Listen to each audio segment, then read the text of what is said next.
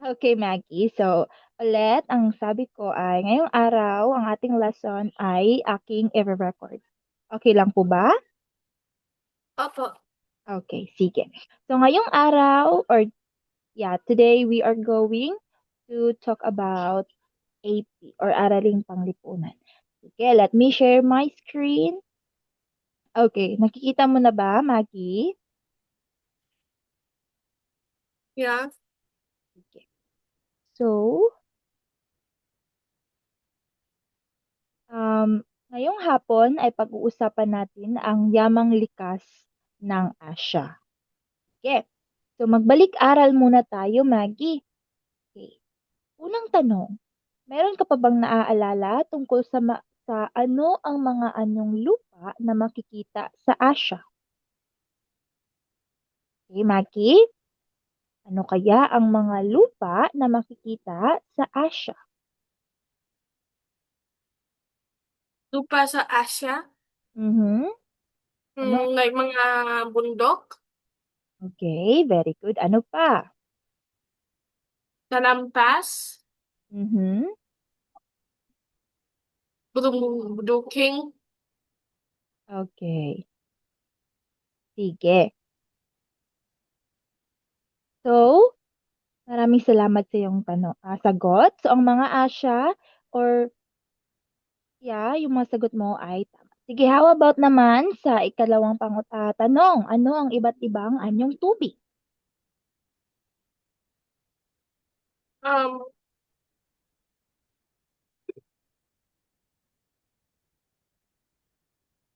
yung ibang ng tubig. Yes. Ano yung Ah, tubig? dagat, Mhm, dagat. Ano pa?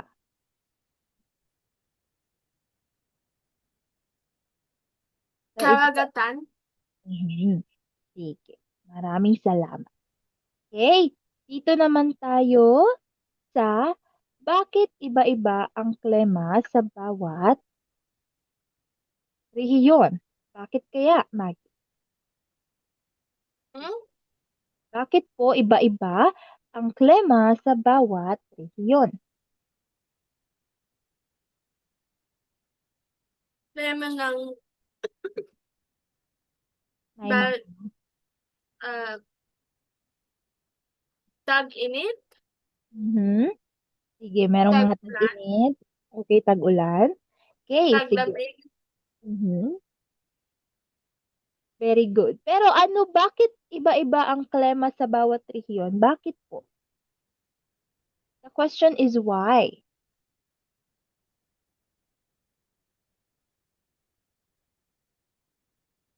Iyan.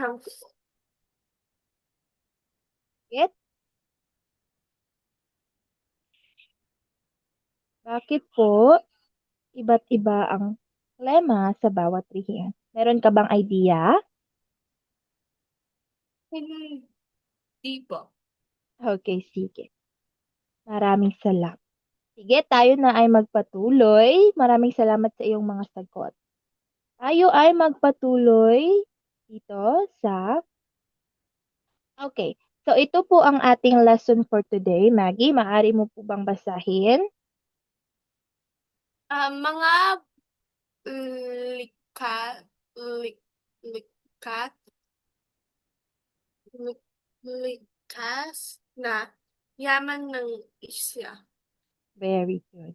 So, ang lesson natin ngayon ay mga likas na yaman ng Asya. So, may tatlong tanong dito, Maggie. Maaari mo po bang basahin? Kasi pag matapos na natin ang leksyon na ito, sasagutan natin, babalikan at sasagutan natin ang tatlong tanong na ito. Sige, maaari mo po bang basahin ang number one na tanong? Ano, wait, ano ang likas ng yaman? Mhm. Ano, Number two? um, ano ang mga likas ng yaman ng isya? Mhm. And last number? Ano na, ano nang ba ang kahalagahan ng mga likas na yaman sa pamumuhay nating mga nasyonal. Okay, sige. Maraming salamat. So, ang tatlong tanong ay, ano ang likas na yaman? Ano ano ang mga likas na yaman ng Asya? At ang last ay, ano nga ba ang kahalagahan ng mga likas na yaman sa mamumuhay nating mga Asyano? Later on, pag natapos na nating talakayin ang lesson na ito, ay babalikan natin ang tatlong tanong na ito at um, ito ay ating sasagutan. Okay, so magsimula na tayo sa ating unang paksa, or which is ang ano ang likas na yaman. Okay, Maggie, maaari mo po bang basahin kung ano ang likas na yaman? Ang likas na yaman ay ng mga bigay na makukuha natin sa ating kapaligiran, may buhay naman ito o wala. Okay, Ito ang natural na yaman na hindi gawa ng tao. maraming salamat.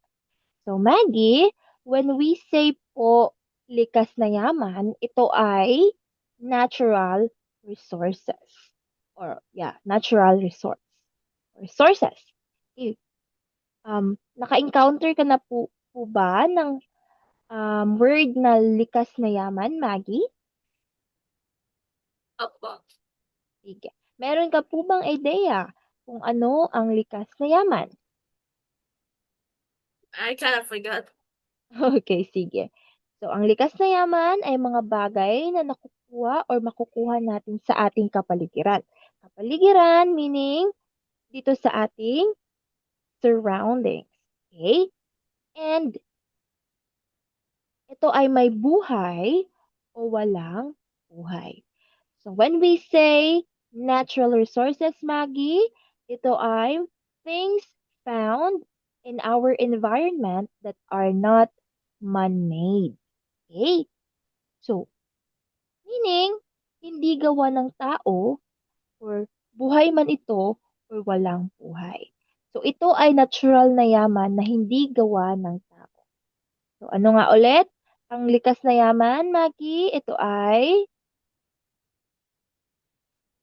Maggie, ano nga ulit ang likas na yaman? Ito ay, Ito ay ng natural na yaman na hindi gawa ng tao. okay, very good. Hindi gawa ng tao or not man-made. Okay, tingnan natin kung ano kaya ang mga examples ng mga likas na yaman. Sige. Okay, look at this one. May tatlong anyo ng likas na yaman. Sige. Tatlong anyo ng likas na yaman. Magsimula tayo sa pinakauna na anyo. Maari mo po bang basahin? Naman na mag-unuudos at hindi na papalitan gaya na ginto, ba, bakal, pila, at tanos. Anso. Tanso. Okay, maraming salamat. So, ang unang anyo ng likas na yaman ay yamang nauubos at di napapalitan. Okay. Do you know, alam mo po ba kung ano ang yamang nauubos at di napapalitan? Lagi? Hmm? Yeah? Ang yamang nauubos at di napapalitan. Alam mo ba ano ang ibig sabihin nito? Po, like, mga yaman na sila ay naubos or wala na. Sila ay hindi mag-produce. Mhm. Walang mag-produce ng mga ito. Sige. In other words, Maggie, ito ay ang mga renewable resources. Alam mo ba ano ang mga non-renewable resources? Mga, no, wait. Mga puno are still can be plant. Mhm. Uh, Look, okay. Tingnan mo ang picture. Look at the picture, Maggie. So there are examples of mga yamang nauubos at di napapalitan. So minerals. Minerals, for example, minerals like gold. Diba? Gold. Ang gold ay nauubos pero hindi ito napapalitan. Now, let's have the iron. Ito ay nauubos pero hindi ito napapalitan. And copper. Nauubos rin ang copper pero hindi ito napapalitan. So, kapag nakuha na sila sa lupa, Maggie, matatagalan ng milyon-milyong taon bago sila muling mabuo. Kaya tinatawag sila na yamang nauubos at di napapalitan. In other words, ito ay mga non-renewable resources.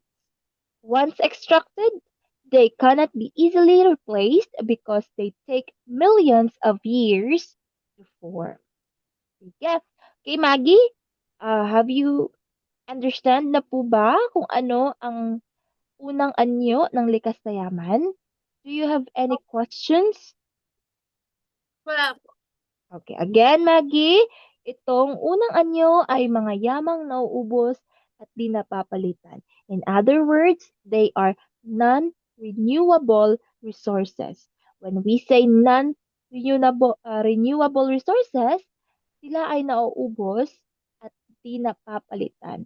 In other words, Maggie, once extracted, they cannot be easily replaced because they take millions of years to form. Okay, that's it for number one or sa unang anyo. Okay. Now, let's have naman ang ikalawang anyo ng likas na yaman. Sige. Maggie, can you please read Uh, po?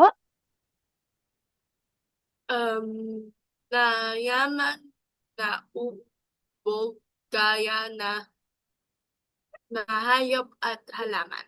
Okay. Na, Mga yamang nauubos.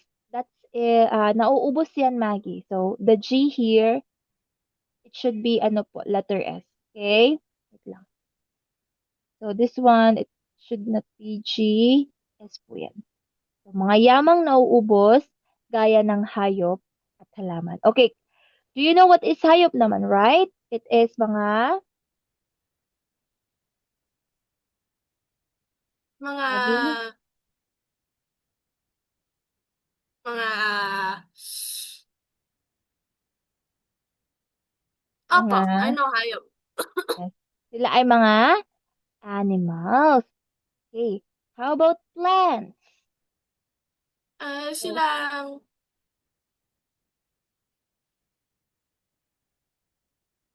okay. Look at sila the ang picture. Sige, ano sila?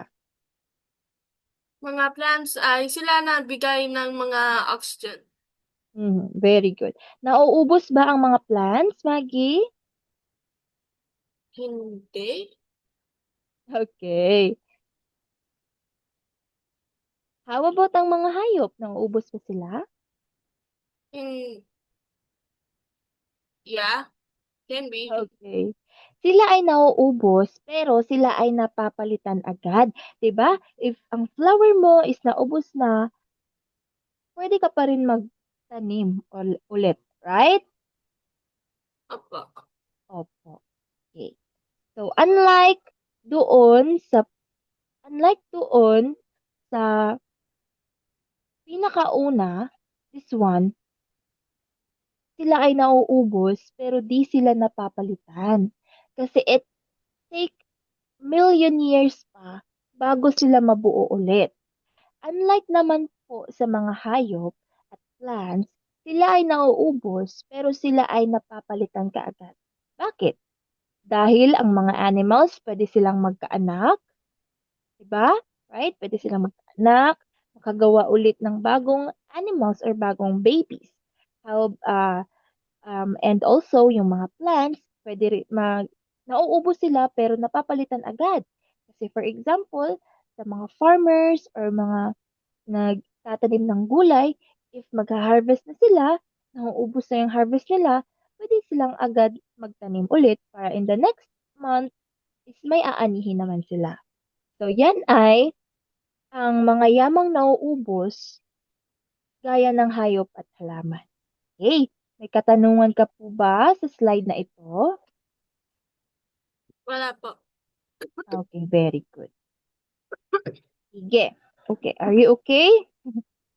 Opo. Sige, dito naman tayo sa ikatatlong anyo ng likas na yaman. Okay, let's have this one. Okay, can you please read?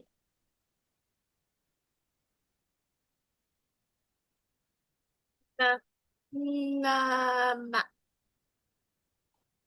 um, na, mang din na uubos gaya ng tubig at halaman Okay, it's hangin, Maggie. at hangin. Okay. Okay. So, mga yamang di nauubos or inexhaustible resources. Ito ang, so this is the ikatatlong anyo ng likas na yaman.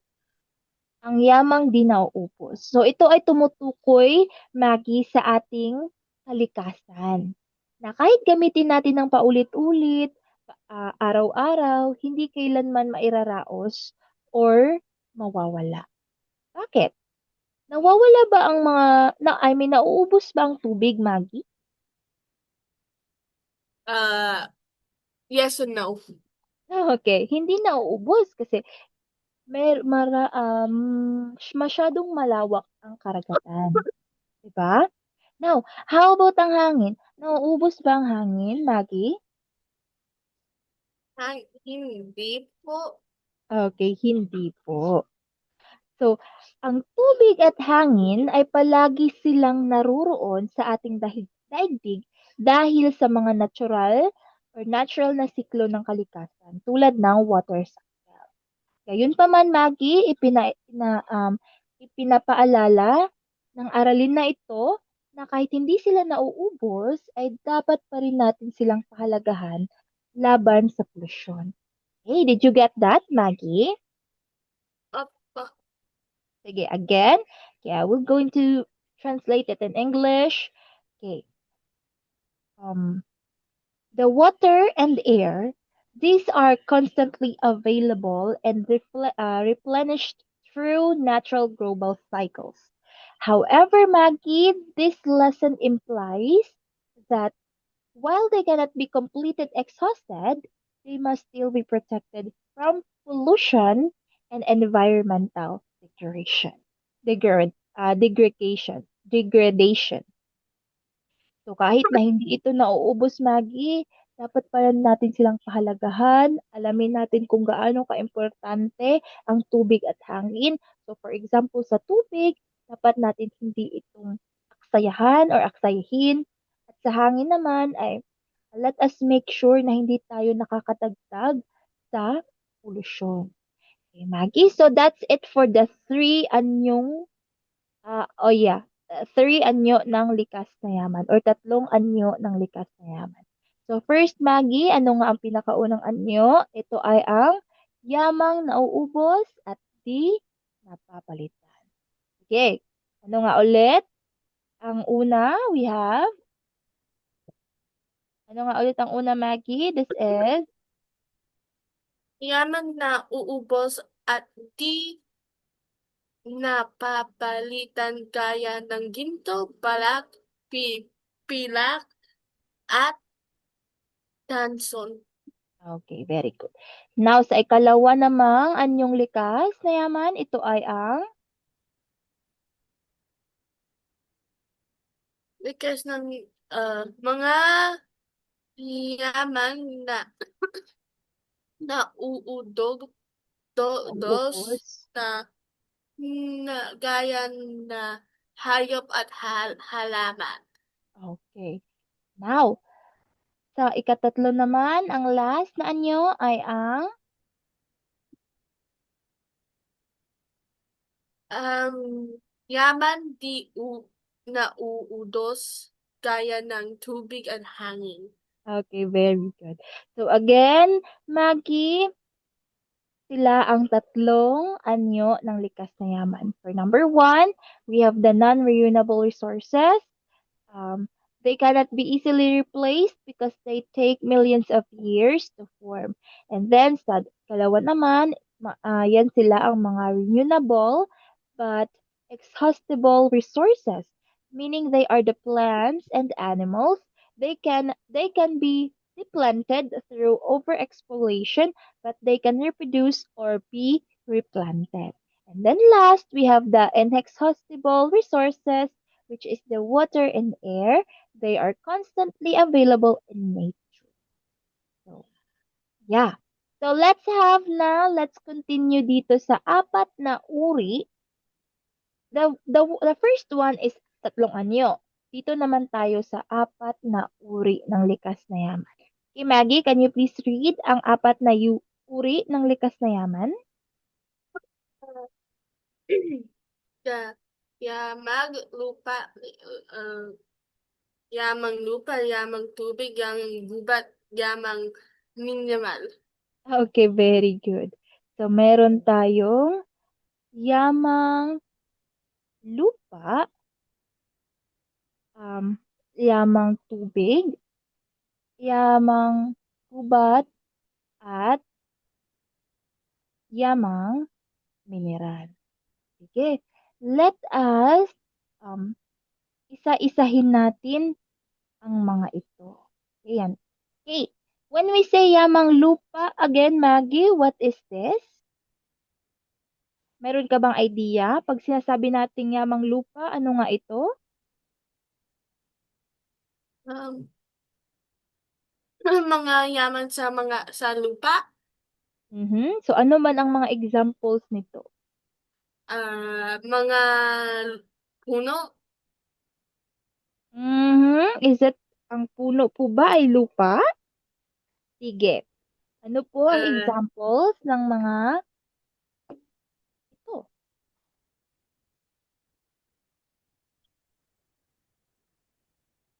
Sige. Nasabi mo na yun kanina, Maggie.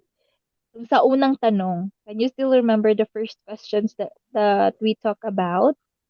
Sige. yeah, I kind of forgot. Okay, sige.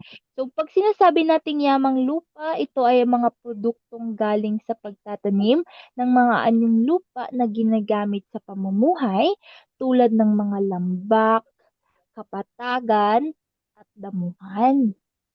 Okay, yung mga bundok, bulubundukin, sila. Now, pag sinasabi naman nating yamang tubig, ano naman ang iyong naiisip pag sinasabi nating yamang tubig?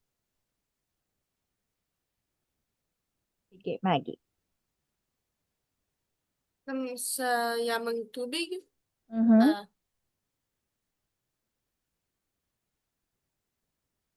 Sige, tubig, pag sinasabi nating lamang tubig, ano naman ito? Yung mga karagatan, yung mga dagat, mga ilog, ano pa? Mga sapa. Sige.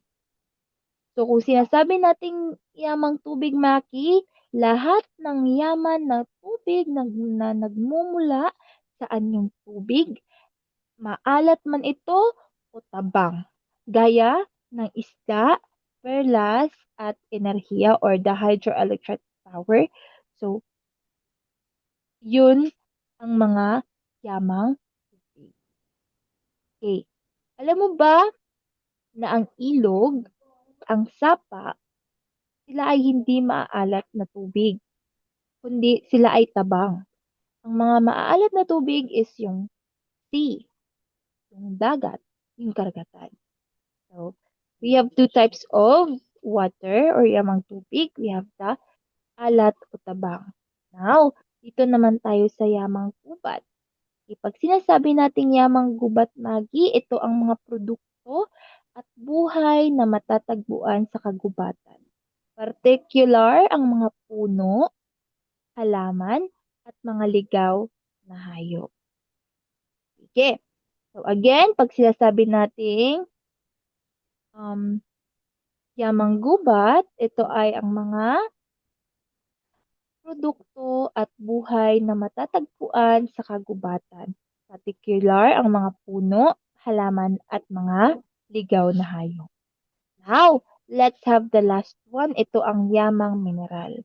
So, pag sinasabi naman nating yamang mineral, ito ay ang mga natural na elemento o chemical na minimina sa ilalim ng lupa. Nahahati ito sa metallico, which is yung ginto, yung tanso, yung panggatong, ah, mga panggatong, langis, natural gas, at industrial or phosphate or asin. Okay, again, Maggie, if we say yamang mineral or in other words, it is mineral resources. Ito ay ang mga inorganic substances extracted from beneath of the Earth's crust, categorized into metal. So when we say metal, yung gold, yung copper, and then also uh, fossil fuel, petroleum, natural gas, and ang mga industrial non-metals, mga limestone at salt. Okay. That's it po sa apat na uri ng likas na yaman. Okay, Maggie, meron ka bang katanungan? Did you understand po ba ang apat na uri ng likas na yaman? Yeah. Sige, naiintindihan mo naman po. Iintindihan niyo po? Opo. Okay, sige. Ilang. Okay, I see. Sige. Okay. So, it's already 5:29. So, mag-i-end tayo na 5:30 and then I will call you back again and ipagpatuloy natin.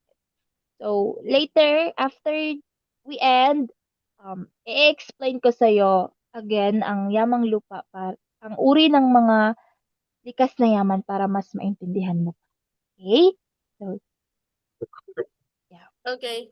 So again, ang tatlong anyo ng likas na yaman, you have just to remember, yamang nauubos at di napapalitan, mga yamang nauubos, at mga yamang di nauubos.